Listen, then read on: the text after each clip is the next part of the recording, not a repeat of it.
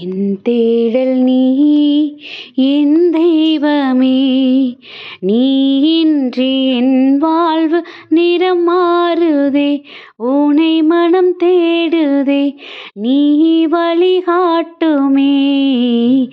என் தேடல் நீ என் தெய்வமே, நீ இன்றி என் வாழ்வு நிறம் மாறுதே, உனை மனம் தேடுதே, நீ வழிகாட்டுமே.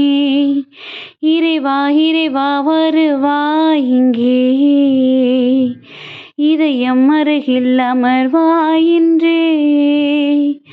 இறைவா இறைவா வருவாய் இங்கே, இதயம் அருகில் அமர்வாய் இன்றே. ஒரு கோடி விண்மீன்கள் தினம் தோன்றினும், நீ இன்றி என் வாழ்வு இருள் சூழ்ந்திடும். பிறர் அன்பை என் பணியில் நான் ஏற்கையில், உன் அன்பு உயிர் தந்து வாழ்வாகிடும். இறை வார்த்தையில் நிறைவாகுவேன், மறைவாழ்விலே நிலையாகுவேன். வழி தேடும் என்னை காக்க நீர் வேண்டுமே. இறைவா இறைவா வருவாய் இங்கே, இதயம் அருகில் அமர்வாய் இன்றே. ஹாய் குட்டீஸ், எல்லோரும் எப்படி இருக்கிறீங்க? நல்லா இருக்கீங்களா? ஹாப்பியாக இருக்கீங்களா குட்டீஸ்? நம்ம எல்லாரும் ஒரு ஃப்ரெஷ்ஷாக ஒரு நியூ இயர்க்குள்ளே நுழைஞ்ச மாதிரி இருக்குது, அப்படி தானே குட்டீஸ்? அவருடைய உயிர்ப்பு பெருவிழா எப்பயுமே நம்மளை அப்படிப்பட்ட ஒரு ஆசீர்வாதத்தினுடைய ஒரு தொடக்கமாக தான் குட்டீஸ் இருக்கும். நமக்கு எப்படி நமக்கு ஒரு வருடம் தொடங்குது அப்படின்னா நம்ம ஒரு ரெசல்யூஷன் எடுப்போம், நமக்கு ஒரு நிரம்ப ஆசீர்வாதத்துக்காக நம்ம வெயிட் பண்ணுவோம். நம்மளோட ஒவ்வொரு செயல்பாடுகளும் அதை குறித்து அதன் நோக்கமாக தான் இருக்கும், அப்படி தானே?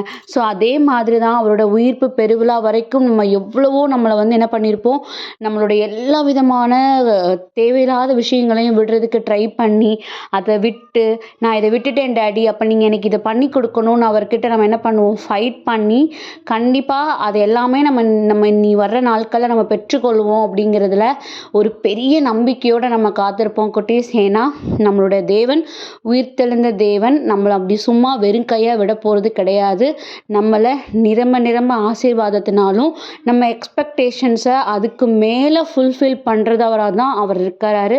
ஸோ நம்ம அந்த உலகத்தில் யார் மேலே நம்பிக்கை வைக்கிறோமோ இல்லையோ, நம்மளை உண்டு பண்ணி நமக்காக உயிர் மூச்சை கொடுத்து அப்படியே சும்மா விட்டுறாம நம்மளை ஒவ்வொரு நிமிஷமும் கண்ணின் மணி போல பாதுகாத்து நம்மளை வழிநடத்திட்டு வந்துட்டு இருக்கிற நம்மளுடைய ஏசப்பா, நம்மளுடைய இறைவன், தூய ஆவியார், இவங்க மூவொரு தேவனும் நம்ம கூடவே இருந்து நம்மளுக்கு ஒரு பெரிய ஒரு சப்போர்ட்டாக இருக்கிறாங்கங்கிறத நம்ம உணர்ந்துக்கிடணும். அவங்க நம்மளை விட்டுறது கிடையாது, நம்மளை நிறைவாக நம்மளை அடுத்த கட்டத்துக்கு கூட்டிகிட்டு போவாங்க.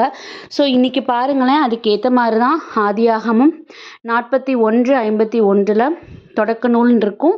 ஸோ ஆதியாகமம் 41:51 என் வருத்தம் யாவையும் நான் மறக்கும்படி தேவன் பண்ணினார் அப்படிங்கிற வசனம் கொடுக்கப்பட்டிருக்குது குட்டீஸ்.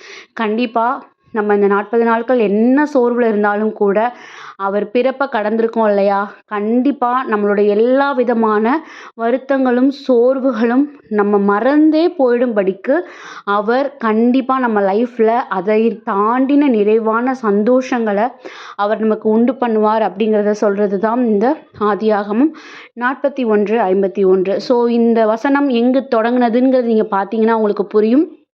இது யாருடைய வாயிலிருந்து வந்த வார்த்தை அப்படின்னா யோசேப்பு அவங்க சொன்ன வார்த்தை தான். ஸோ இந்த யோசேப்பு யார் அப்படின்னா நமக்கு தெரியும், கனவின் மைந்தன் யோசேப்புன்னு தெரியும். அவங்க சொந்த சகோதரர்களாலேயே அவங்க என்ன பண்ணாங்க, வேற்றொரு நாட்டில் உள்ளவங்களோட அவங்களிடத்துல விற்கப்பட்டாங்க. அவர் மேலே பொறாமை கொண்ட தன்னுடைய தகப்பன் நம்ம 4 பிள்ளைகளை தாண்டி அவர் மேலே ரொம்ப பிரியமாக இருக்கிறாருங்கிற அந்த கோபத்தில் என்ன பண்ணாங்க, அந்த யோசேப்பை சொந்த சகோதரர்களே என்ன பண்ணாங்க, வேற்றொரு நாட்டார் இடத்துல விட்டுறாங்க. அப்படி விற்று வேற்றொரு நாட்டுக்கு போனா கூட அவருக்கு மனதுல எவ்வளோ பெரிய வருத்தம் இருந்திருக்கும், எவ்வளோ பெரிய சோர்வு இருந்திருக்கும். அவர வந்து சின்ன குழந்தையா இருக்கும்போது அவங்க விக்கல. அவருக்கு நல்லா விவரம் தெரிஞ்சதுக்கு அப்புறம் தான் அவர் என்ன பண்ணியிருக்காங்க, விற்றாங்க. ஆனாலும் கூட அவருக்கு எவ்வளோ சோர்வு இருந்திருந்தாலும் கூட தன்னுடைய நிலை, நம்ம யாரு? நம்மள உண்டு பண்ணினவர் நமக்கு என்ன சொல்லி நம்மளுக்கு வளர்த்து கொண்டு வந்திருக்கிறாருன்னு அவர் தன்னுடைய பேரண்ட்ஸையும் தாண்டி தான் வளர்ந்த சூழ்நிலையையும் தாண்டி தன்னை உண்டாக்குனவர் மேல இருந்த பயத்துல அவர் எங்க போனாலும் அவரை ஜெயில்ல போட்டாங்க. அவரை ஒரு நாட்டுக்கு வந்து அவரை வந்து வேலை பார்க்கறதுக்காக அவரை அமர்த்தினாங்க. அவர் எந்த சூழ்நிலையில அவர் தாழ்நிலையிலும் கிடந்தாரு, உயர்நிலைக்கும் கொண்டு போய் வச்சாங்க. ஆனா அவர் எந்த நிலையில இருந்தாலும் கூட தன்னை உண்டு பண்ணின தேவனுக்கு உண்மையா இருக்கணும். அவர் கற்றுக் கொடுத்த வார்த்தைகளின்படி தான் நம்ம லைஃப் நடந்துக்கிடணுங்கிறதுல ரொம்ப கான்ஷியஸா இருந்த ஒருத்தர் தான் இந்த யோசேப்பு. ஸோ ஒரு கட்டத்துல யோசேப்போட வாழ்க்கைய கடவுள் அவ்வளோ பிரம்மாண்டமா ஆசீர்வாதமா உருவாக்கி வைத்திருந்த போதுதான் அவருடைய நாவுல இருந்து இந்த வார்த்தை வந்தது. என் வருத்தம் யாவையும், அடுத்த ஒரு வசனமும் இருக்கு அதோட சேர்ந்து, என் தகப்பனுடைய வீட்டாரையும் நான் முழுவதுமா மறந்து போகும்படி தேவன் பண்ணினார் அப்படின்ட்டு இருக்கும். ஸோ இதில் நம்ம என்ன புரிஞ்சுக்கிடணும் அப்படின்னா, நம்ம அவர் மேலே முழு நம்பிக்கையோட, இறைவன் மேலே, ஏசப்பா மேலே, நம்மளை வழிநடத்தி வருகிற தூய ஆவியார் மேலே நம்ம உறுதியாக ஸ்ட்ராங்காக நம்ம நம்பிக்கையாக இருந்துக்கிட்டோம் அப்படின்னா, நம்மளை சுற்றி என்ன சோர்வுகள் நம்ம குடும்பத்தின் மூலியமாக வரலாம், நம்ம ஃப்ரெண்ட்ஸ் மூலியமாக வரலாம், இல்லை பேரண்ட்ஸ் மூலியமாக வரலாம், இல்லை நம்மளோட சிப்ளிங்ஸ் மூலியமாக வரலாம். ஏதோ ஒவ்வொருத்தவங்களுக்கு ஒரு ஒரு காரணங்கள் இருக்கலாம். வேலை பார்க்குற இடத்துல கூட நமக்கு சோர்வுகள் கிடைக்கலாம். என்ன வந்தாலும் கூட நம்ம ஸ்ட்ராங்காக பிடிச்சிருக்கிறது யாரு? நம்மளை உண்டு பண்ணினவர். அவர் என்ன நோக்கத்துக்காக நம்மளை உண்டு பண்ணி என்ன வார்த்தைகளை கொடுத்து நம்மளை வழி நடத்திட்டு இருக்காருங்கிறத நம்ம புரிஞ்சுக்கிட்டோம் அப்படின்னா கண்டிப்பா யோசேப்பு அவங்க சொந்தங்களால தான் உடைக்கப்பட்டாரு. ஆனா அந்த சொந்தங்களுக்கு முன்னாடியே அவரை வந்து ரொம்ப அழகா உருவாக்கி ஒரு உயர்ந்த இடத்துல கொண்டு போய் கடவுள் வச்சாரு. ஸோ அதுதான் நம்மளும் இப்போ உடைக்கப்பட்டுட்டு இருக்கிறோம். இது எங்க போய் முடிய போகுதுன்னு தெரியல. நீங்க கவலையில இருக்கீங்களா?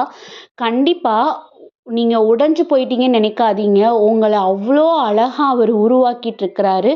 அவர் உருவாக்கி முடிக்கும்போது உங்களுக்கே ஆச்சரியமா இருக்கும். நம்மளை இவ்வளோ தூரம் கடவுள் உருவாக்கியிருக்காரு, இப்படி நம்மளை எல்லார் கண்களுக்கு முன்னாடி வைத்திருக்காருன்னு அவ்வளோ சந்தோஷமா இருக்கும். இது வெறும் வெறும் வார்த்தை கிடையாது. பைபிள்ல ஒருத்தர் வாழ்ந்து அவர் வந்து உண்மைக்கு சாட்சியா இருந்திருக்கிறாரு. அவரோட வார்த்தைகளை இன்னைக்கு நம்ம பார்த்துட்டு இருக்கோம். ஆதியாகமம் 41:51 படியா. ஸோ யோசேப்புக்கு உதவின கடவுள் நமக்கும் கண்டிப்பா உதவுவாரு.